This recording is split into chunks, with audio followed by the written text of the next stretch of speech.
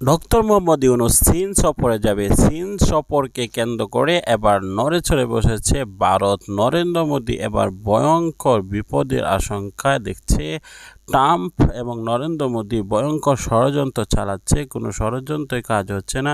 প্রধান উপদেষ্টা এ নিয়ে ডোনাল্ড ট্রাম্প নড়েচড়ে বসেছে। তারা একমাত্র তাদের বক্তব্য সেনাপ্রধান ওয়াকারুজ্জামানকে তারা নিয়ন্ত্রণ করে নিয়েছে। একই সুর গান গাচ্ছে বাংলাদেশে রিফাইন্ড আওয়ামী লীগ দল। নতুন করে আওয়ামী লীগ দলকে সাজিয়ে বাংলাদেশে উপস্থাপনা করা।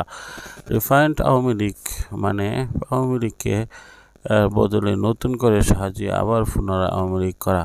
কিন্তু রিফাইন্ড আওয়ামী লীগের বদলে আমি মনে করি রিফাইন্ড আবারও ভাবে আওয়ামী লীগকে ফাঁসানোর জন্য এমনটি করা হচ্ছে। আওয়ামী লীগকে কি আবার গ্রেপ্তার করানোর জন্য বাংলাদেশে এনে আবারও তাদেরকে জেলখানায় কারাগারে পড়ে নিজেদের জানের নিরাপত্তা দেওয়া। কেননা তারা জনগণের হাতে দেখলেই দোলাই খাবে, আর সেই জন্যই তারা নিজেদের জানের সুরক্ষিত দেওয়ার জন্য মানুষের ঘর বাড়িতে গোপনে বসবাস করতে থাকে। আজকের মতো বিদায় নিচ্ছি।